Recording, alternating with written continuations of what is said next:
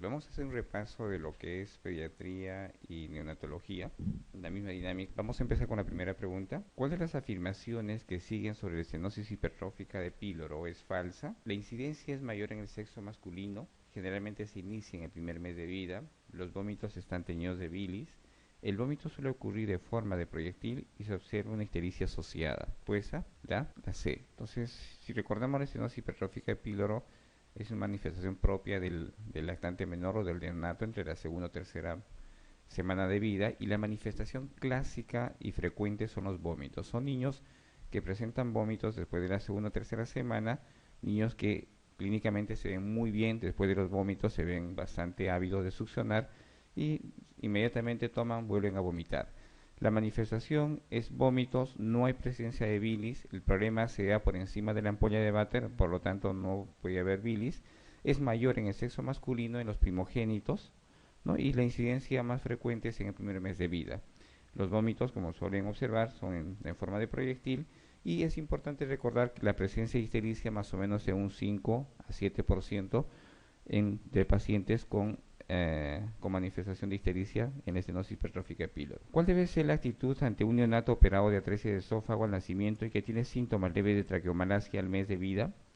Intubación prolongada, fundoaplicatura en Nissen, tratamiento conservador, colocar un stent o gastrostomía. ¿Qué vamos a hacer en un paciente con antecedentes de atresia esofágica que ha sido operado y que tiene síntomas de malasia? ¿Qué hacemos? Intubamos, se realiza una fundoaplicatura en Nissen, tratamiento conservador, colocar un stent o una gastrostomía. ¿Respuesta? ¿Sí? ¿Todos? Entonces, la malasia es una de las complicaciones tardías de la atresia esofágica, así como el reflujo, que es el más frecuente. La malasia está asociado a la estenosis hipertrófica píloro. Entonces, la malasia es debilidad de los músculos de las vías aéreas. Puede haber malasia de la faringe, laringe, la tráquea, de los bronquios. Obviamente la sintomatología o la manifestación clínica va a depender de la localización de la malasia. Cuanto más arriba es menos benigna, o es más benigna, perdón, y los síntomas van desapareciendo a medida que va pasando los meses, ¿no? Entonces el niño, así como crece, también las estructuras musculares de las vías respiratorias se vuelven un poco más duras y desaparecen los síntomas de la malasia. Entonces el tratamiento es conservador. Sueles observar, obviamente tomar medidas de soporte si es que requiere o hay mucho estridor en estos pacientes. Entonces no realizamos intubación y menos cirugías. Neonato de 36 semanas de edad gestacional y 24 horas de vida, que presenta desde pocas horas después de su nacimiento taquipnea, aleteo nasal, retracciones intercostales y subcostales y ligera cianosis. En la radiografía de tórax aparece un pulmón hiperinsuflado con diafragmas aplanados, refuerzo iliar y líquido en cisuras. ¿Cuál sería la actitud adecuada? Oxigenoterapia, analítica y cultivos, observación, administrar una dosis de surfactante endotraqueal, iniciar antibiótico terapia intravenosa con tratamiento empírico, ¿no?, con ampicilina y gentamicina, estabilización hemodinámica y estudio cardiológico, oxígeno, reposición hidroelectrolítica, antibióticos con ampicilina más gentamicina o ventilación con presión positiva intermitente. Entonces, si tienen ustedes un neonato de 36 semanas, ¿no?, de edad gestacional y a las 24 horas de vida presenta distrés respiratorio con tiraje intercostal y ligera cianosis, y en la radiografía observan hiperinsuflación y cisuritis, estarán frente a, ¿cuál es el diagnóstico? La taquipnea es uno de los problemas de distrés respiratorio que se manifiestan en la etapa neonatal. Lo que ustedes deben hacer es diagnóstico diferencial con membrana hialina y neumonía. La taquipnea es propio del prematuro tardío, 34, 35, 36 semanas, y de acuerdo a la Academia Americana de Pediatría, hasta las 39 semanas el niño puede presentar taquipnea transitoria.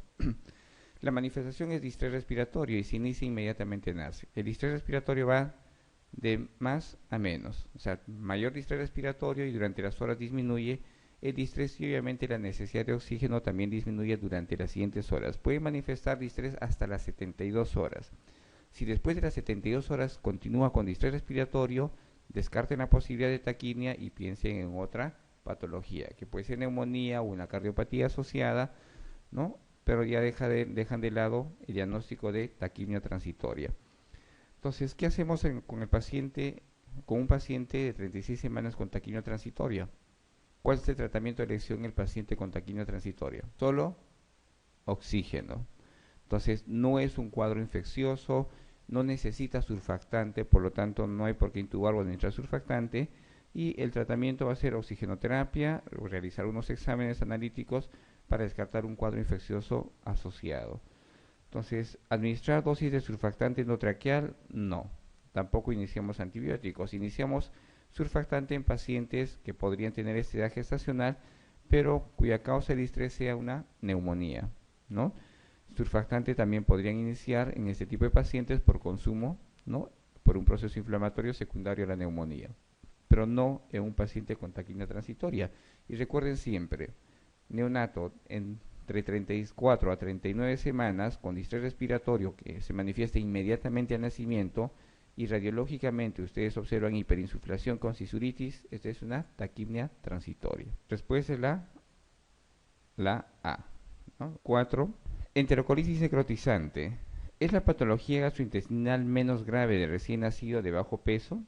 Se produce por la sobreinfección intestinal del estreptococo.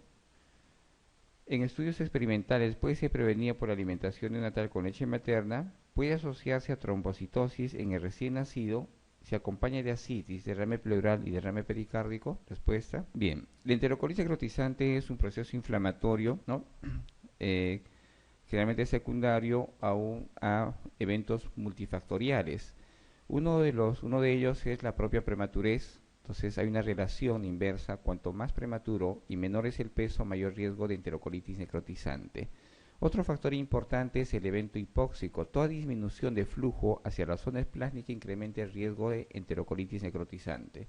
Entonces, si nosotros asociamos todos estos factores, que es la prematurez, el evento hipóxico, el incremento de la osmolaridad y asociado esto a un cuadro infeccioso, nosotros tenemos el riesgo de una enterocolitis necrotizante, que es la lesión de la mucosa intestinal con riesgo de perforación por necrosis. Entonces, ¿esta es una patología gastrointestinal menos grave en el recién nacido? No.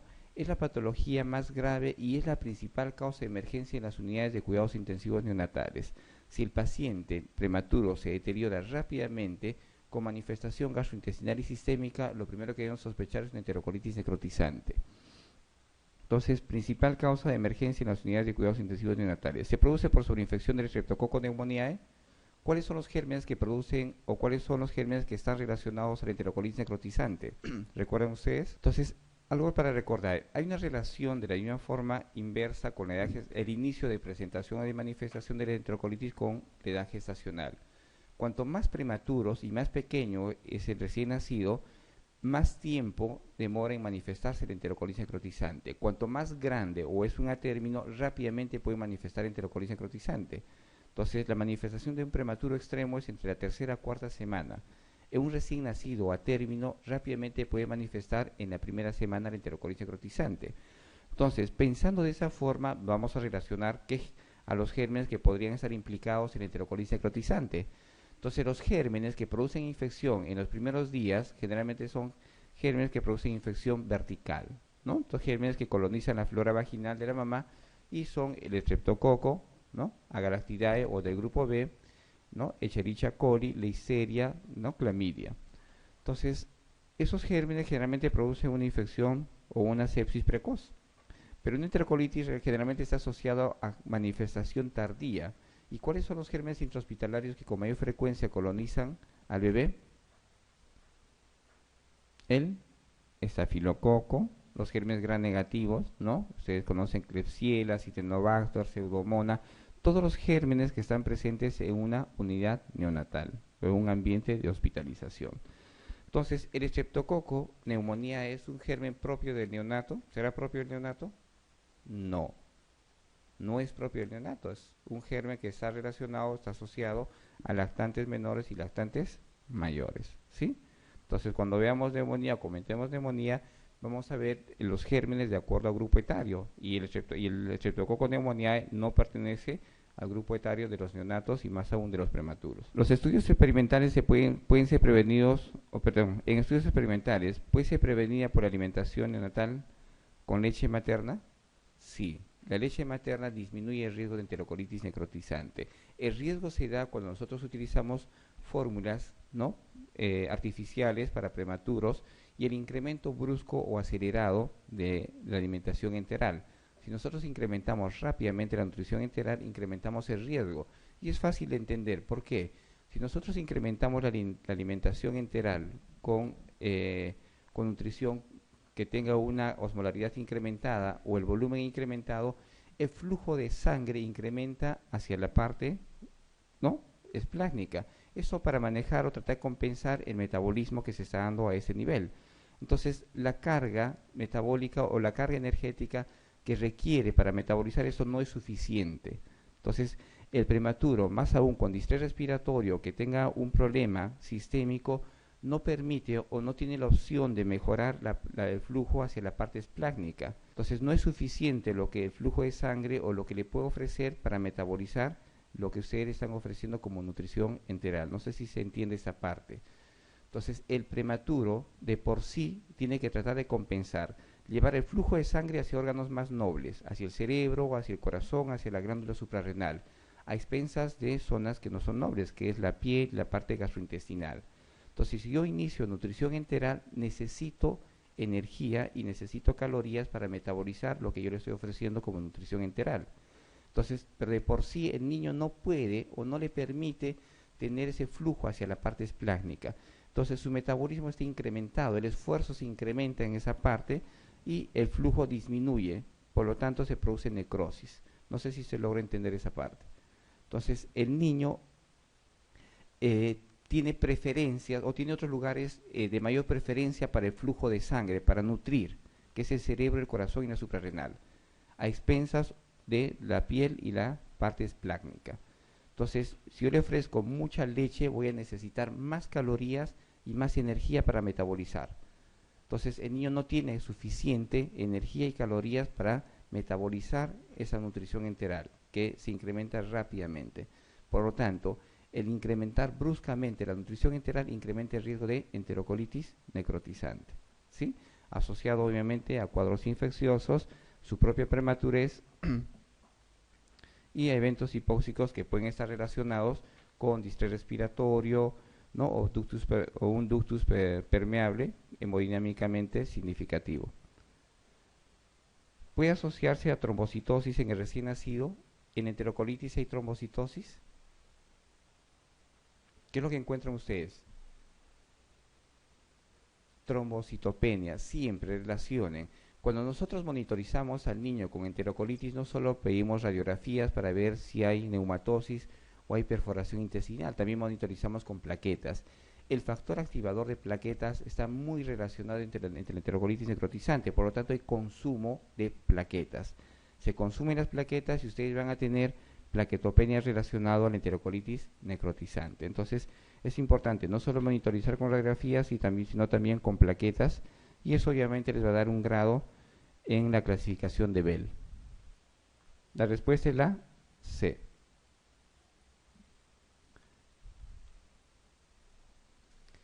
Niña de 3 años que presenta afección o afectación brusca del estado general dentro del contexto de un cuadro febril con diarrea mucosanguinolenta. A la exploración aparece pálida, somnolienta, a la auscultación cardiopulmonar es normal, el abdomen doloroso y el resto del examen físico solo revela la presencia de petequias puntiformes diseminadas. La orina es hematúrica y se constata hipertensión arterial. Hemograma muestra una hemoglobina de 7, leucocitos en 17.000, con neutrofilia 37.000 plaquetas y con pruebas de coagulación normal. ¿Cuál es el diagnóstico? Sepsis por salmonela, púrpura de Guenon-Schollen, glomerulonefritis aguda postinfecciosa, síndrome urémico hemolítico o un SID. Respuesta.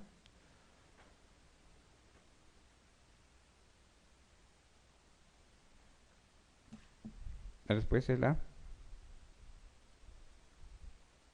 Si tenemos una niña de 3 años que precede un cuadro gastrointestinal, aparentemente una disentería porque viene con fiebre asociado a diarrea mucosanguinolenta. Entonces, si las deposiciones son con moco y sangre, esto es una disentería, asociado a fiebre. A la exploración luce pálida y somnolienta. El examen cardiopulmonar aparentemente es normal y el examen de abdomen es doloroso. El resto del examen solo revela la presencia de petequias. Y si ustedes solicitan un hemograma, encuentran anemia, plaquetopenia y con un perfil de coagulación normal. ¿Frente a qué estamos? Hay toxinas que producen un cuadro no solo gastrointestinal. Las infecciones gastrointestinales no siempre se van a localizar. También vamos a tener verotoxinas que pueden estar asociadas a E. coli, a Shigella, que producen una manifestación sistémica. Va a haber cuadro eh, neurológico, manifestación respiratoria, manifestación renal y hematológica. Y eso lo llamamos síndrome urémico hemolítico. El SHU o el síndrome urémico hemolítico generalmente está asociado a las toxinas o las verotoxinas de la E. coli enterotoxigénica y la Shigella. Y la manifestación clínica es una microangiopatía.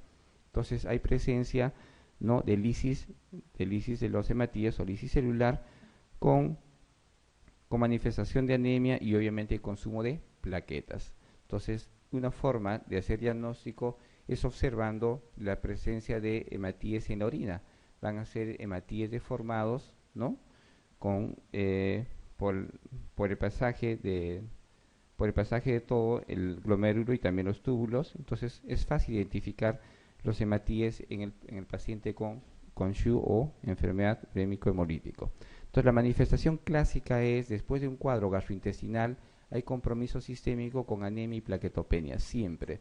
Presencia de disentería asociado a anemia y plaquetopenia, sospechen ustedes de un problema renal y asociado a un problema hematológico que es el SHU.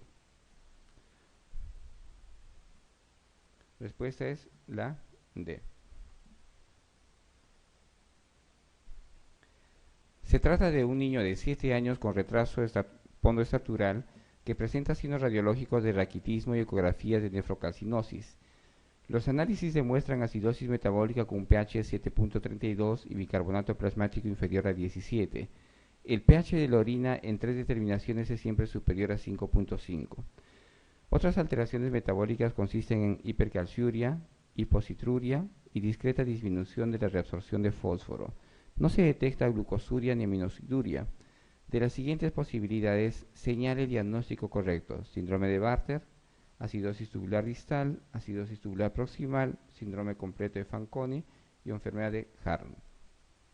Respuesta.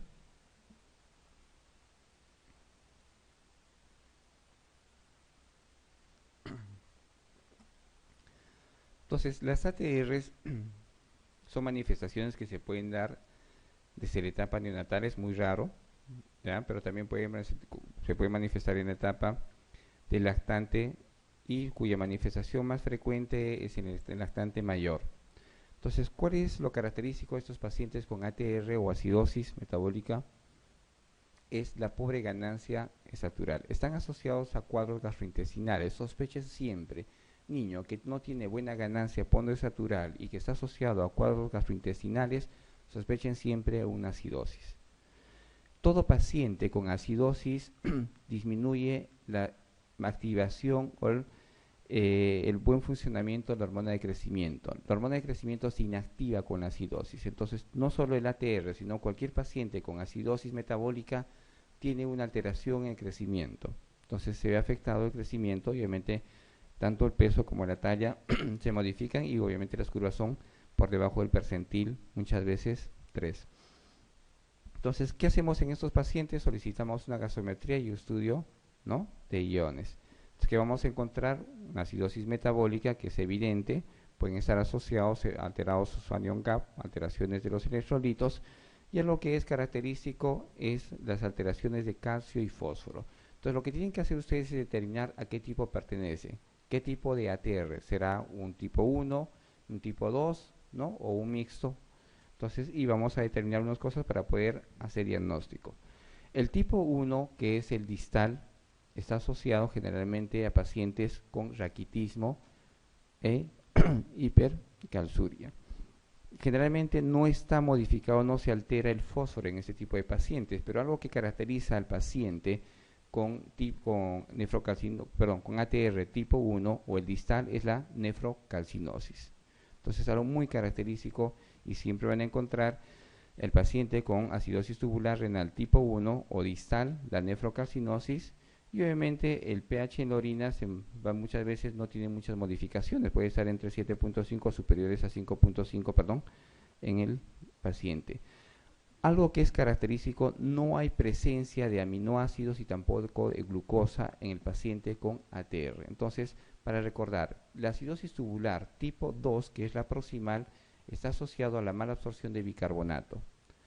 El paciente que tiene ATR proximal tipo 2 y que está comprometido toda la parte proximal se denomina Fanconi. ¿Ya? Entonces, en Fanconi sí está alterado y ustedes van a observar aminosiduria, glucosuria y también fósforo incrementado en la orina o fósforo disminuido en la sangre. Puede estar asociado a nefrocarcinosis, pero no como se observa en el tipo 1, que es el distal. Entonces, para recordar, tipo 1, distal, está asociado a nefrocarcinosis, no hay aminoácidos o no hay glucosa en la orina, el fosfato no está tan alterado, pero sí está asociado a nefrocarcinosis. El tipo 2, que es el proximal, entonces es la alteración de la absorción de bicarbonato, no vamos a encontrar aminoácidos, no encontramos glucosa en la orina y tampoco está muy asociado a nefrocarcinosis.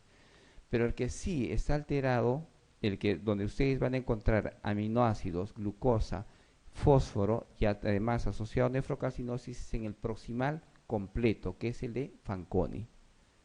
¿Sí? Entonces tenemos tres tipos de ATR para recordar, ¿no? Entonces, ¿qué es el proximal o tipo 2? El proximal completo, que es el de Fanconi, y el tipo 1 o distal. Entonces, Bartter y Harnut son tubulopatías, pero no con manifestación de acidosis, sino de alcalosis y asociados a hipopotasemia. Entonces, el diagnóstico de acuerdo a esto será acidosis tubular tipo. Otra vez, para recordar. El ATR tipo 2 es el proximal, que es el responsable de la mala absorción de bicarbonato.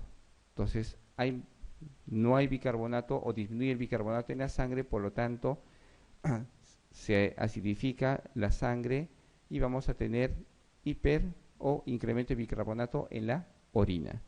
No está asociado o no es muy frecuente la nefrocarcinosis. No hay presencia de aminoácidos ni glucosa o no hay glucosuria, no hay aminosiduria y tampoco de fósforo en la orina. En el proximal completo, que es de Fanconi, sí van a tener ustedes la presencia de aminoácidos en la orina. Va a haber aminosiduria, glucosuria y también fósforo en la orina, con disminución obviamente de fósforo en la sangre. Si hay alteración de fósforo, entonces es evidente que ustedes tengan pacientes con raquitismo. Entonces eso determina el raquitismo y también puede estar asociado a nefrocarcinosis. El tipo 1 o el distal, que es la mala absorción de amonio, está asociado sí a nefrocarcinosis. Está alterado también la absorción de fósforo y la manifestación también es el raquitismo. ¿Sí? Entonces, si tenemos un niño de 7 años con retraso ponderostatural que presenta signos radiológicos de raquitismo, en ecografía van a encontrar ustedes nefrocarcinosis y en los análisis de sangre encuentran ustedes en la gasometría un pH 7.32 con bicarbonato de 17, el pH de la orina en 3 determinaciones es superior a 5.5 y algo que es muy característico, algo que nos ayuda en el diagnóstico es que otras alteraciones metabólicas son la hipercalciuria, hipocitruria y discreta disminución de fósforo o de la reabsorción de fósforo. No se detecta glucosuria y tampoco aminosiduria. Entonces, si no hay aminosiduria y no hay glucosuria, descartan de plano Fanconi. ¿Sí? El Fanconi está asociado a glucosuria y aminosiduria, ¿no? Entonces, si ustedes tienen un pH superior a 5.5, descartan de plano el tipo 2, que es el proximal, ¿no? Si encuentran nefrocarcinosis, descartan de plano el tipo 2, que es el proximal. Por lo tanto, ¿con qué se van a quedar? Con la distal o tipo 1, ¿sí? La respuesta es la B. Bien, fibrosis quística es una enfermedad multisistémica caracterizada por una obstrucción crónica de las vías respiratorias y una insuficiencia pancreática exócrina.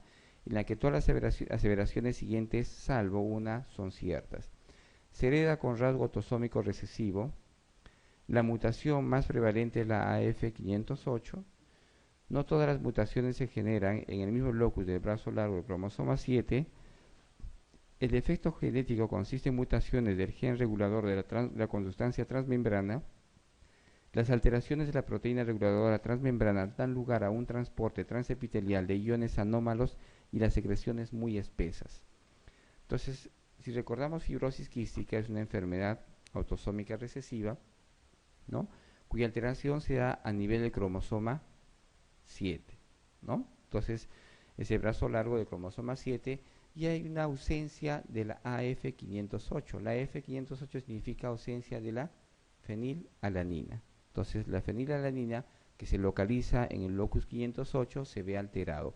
Por lo tanto, si no tienen este gen, entonces no van a tener la proteína responsable de la conductancia transmembrana.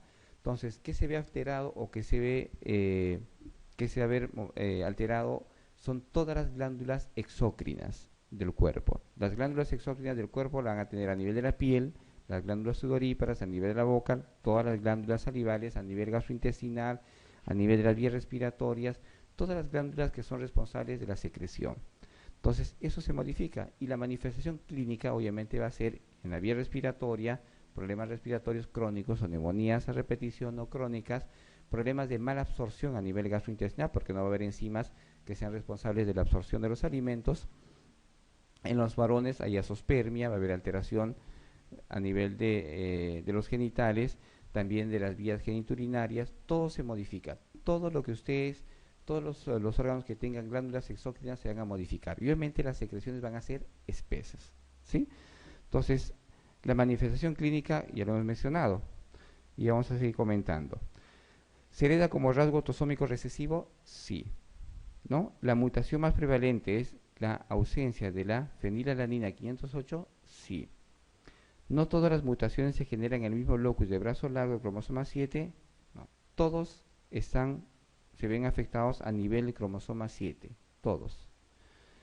¿El efecto genético consiste en las mutaciones del gen regulador de la conductancia transmembrana? Sí. Y obviamente esas alteraciones de las proteínas producen secreciones espesas. La respuesta es la C. Acá dice no todas, sí, todas se dan a nivel del cromosoma 7.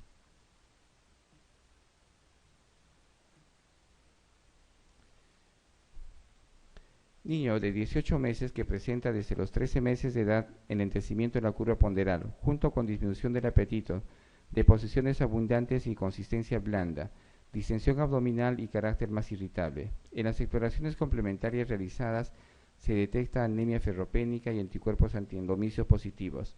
Respecto al cuadro citado, ¿cuál de las siguientes aseveraciones es falsa? ¿Cuál es el diagnóstico en este niño de 18 meses? Diagnóstico: enfermedad celíaca, ¿no? Entonces, si tiene un niño de 18 meses que presenta desde los 13 meses de edad una disminución del crecimiento, tanto de peso como talla, con cuadro sistémico asociado, hay distensión abdominal y de carácter irritable, sospechamos en SPRUE o enfermedad celíaca. Y otra cosa que nos ayuda en el diagnóstico es la presencia de anticuerpos como antiendomicio. Antigliadina, antiendomicio, son anticuerpos que están asociados o relacionados al SPRUE. En el diagnóstico es fundamental la realización de una biopsia intestinal, ¿sí? Esta enfermedad se desarrolla en personas genéticamente susceptibles. El periodo de presentación clínica más frecuente es en segundo año de vida, pero no es infrecuente que aparezca en niños mayores e incluso en la edad adulta. La anorexia es un síntoma frecuente. La respuesta: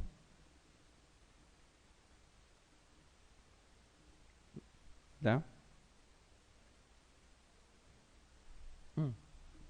Perdón. La base del tratamiento es la retirada transitoria de la dieta de trigo, cebada, centeno y avena. ¿La? Entonces, ¿qué es el SPRUE o la enfermedad celíaca?